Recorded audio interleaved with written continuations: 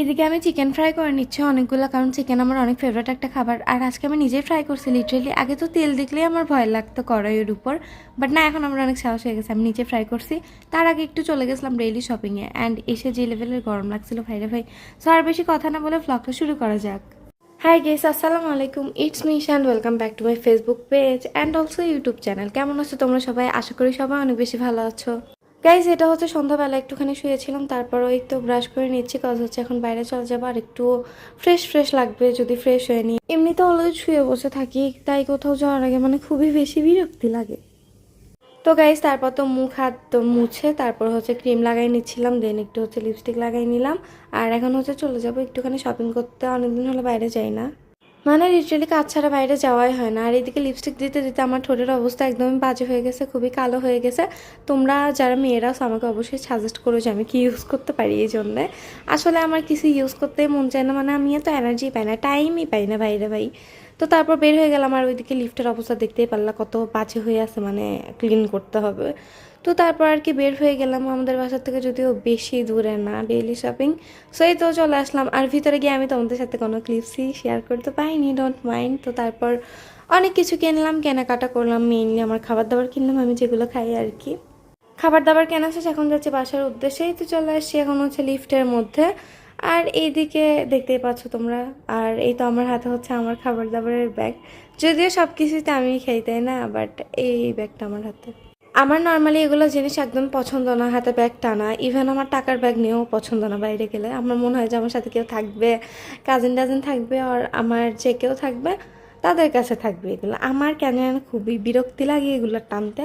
বাইরে হয়ে গেছে, তারপর দেখতে পাচ্ছ এসে তো একদম পানি খেতে খেতে অবস্থা শেষ, কারণ অনেক বেশি হচ্ছে গরম ছিল।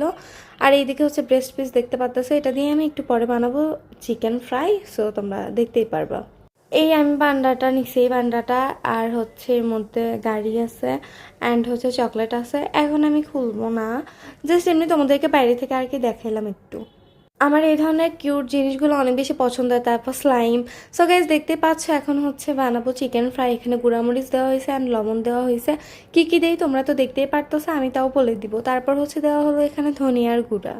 আর গেস, এখন এখানে দেওয়া হচ্ছে আদা রসুন বাটা। তেমন বেশি কিছুই দিব না, মানে খুবই থিনভাবে করব, খুবই কম লেয়ার দেওয়ার ট্রাই করব।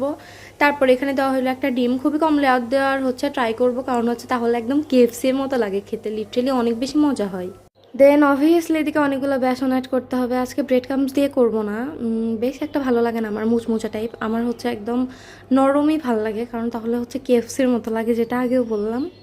তো গাইস, এই তো এদিকে তো বেসন দিয়ে হচ্ছে মাখাই নেওয়া হচ্ছে। এইভাবে চাইলে তোমরা এইভাবে রেখে এর উপরে আবার হচ্ছে ব্রেড ক্রাম্বস দিতে পারো, মানে ভাজার সময় যে ব্রেড ক্রাম্বসগুলো লাগে তোমরা ভাজতে পারো, তোমাদের ইচ্ছা সেটা। আমার বেসিক্যালি ভালো লাগে না, দ্যাটস আমি তোমাদেরকে সাজেস্ট করলাম না। তারপর হচ্ছে আর একটু বেসন উপর থেকে দিয়ে, বেশ অনেকটাই বেসন দেওয়া হয়েছে, উপর থেকে দিয়ে এটা একটু ঢেকে রাখতে হবে।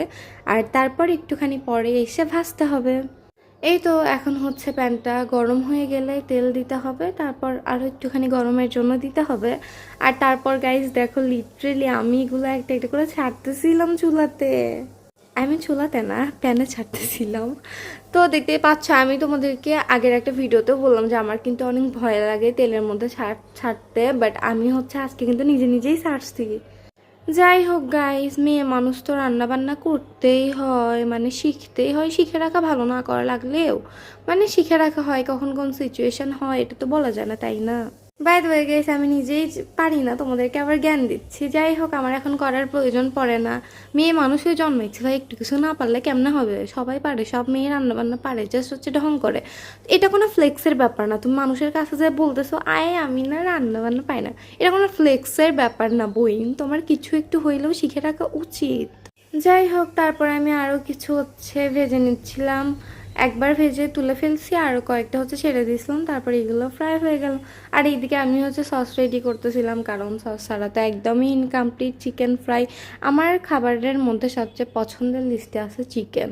আর রেস্টুরেন্টগুলোর মধ্যে চিকেন ফ্রাই মজা অনলি হচ্ছে কেএফসির, ইউনো চিকেনের জন্য তো ফেমাস। আর হচ্ছে এমনি যে নর্মাল রেস্টুরেন্টগুলো, ওইখানে চিকেনটা মানে এতটাও মজা হয় না, আসলে সবার মুখের টেস্ট তো একরকম না, আমার কাছে বেশ একটা মজা লাগে না, আমি আমার ওপিনিয়ন তোমাদেরকে বললাম।